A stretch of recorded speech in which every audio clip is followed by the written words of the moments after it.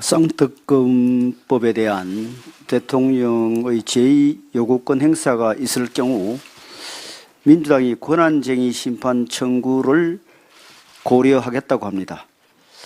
쌍특검법이 총선용 민심교란악법인 것과 마찬가지로 권한쟁의 심판 청구 역시 악의적인 총선용 전략입니다. 여러 차례 말씀드린 대로 쌍특검법은 과정, 절차, 내용, 정치적 의도 등 모든 면에서 정략적인 악법으로서 위헌적 독소조항도 많이 있습니다.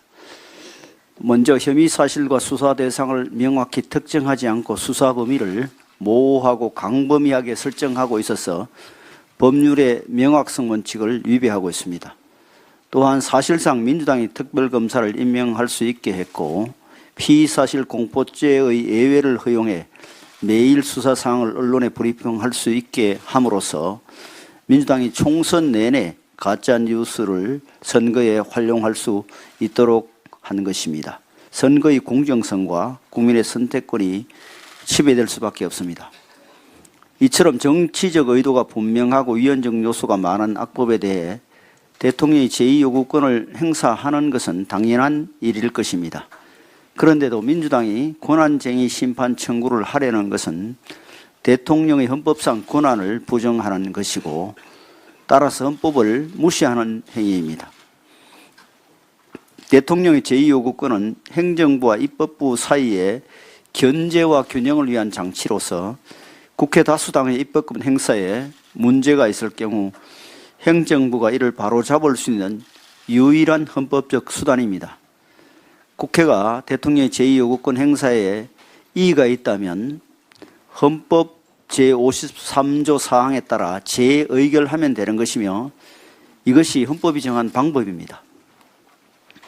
이런 헌법적 수단을 내버려 두고 민주당이 권한쟁의 심판 청구를 하겠다는 것은 민주당 입법 폭주의 끝판왕이라고 할 것입니다. 대통령의 제2요구권은 헌법이 부여한 대통령의 고유 권한으로서 애초에 권한쟁의 심판 청구의 대상이 될 수가 없습니다.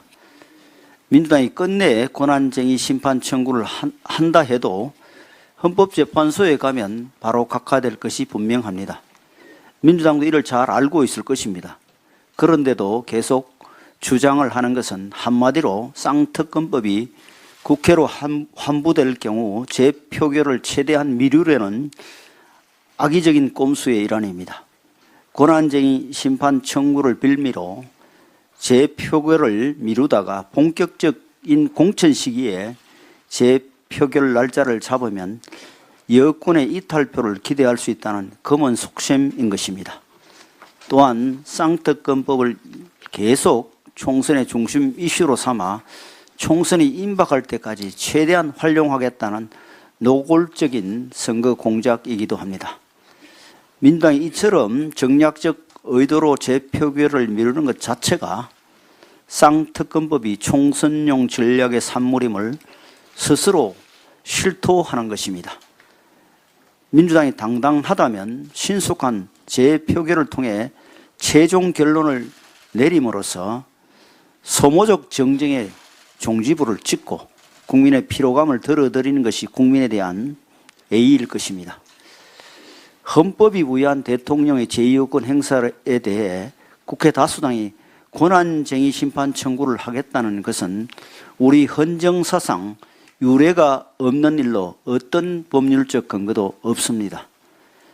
선거 승리를 위해서라면 헌법 무시를 포함해 못할 일이 없다는 태도입니다. 민주당이 지난 행안부 장관 탄핵 기각에 대해 아무런 책임을 지지 않았습니다. 언제까지 아니면 말고식 무책임한 정치를 계속해 나갈 것입니까? 이번 권한쟁의 심판이 기각된다면 민주당 지도부는 정치적 책임에서 자유롭지 못할 것입니다. 국민 또한 민주당이 계속되는 반헌법적 폭주를 용서하지 않을 것입니다. 머지않아 민주당의 준엄한 심판을 내릴 것입니다. 지난해 7월 서희초 교사 사망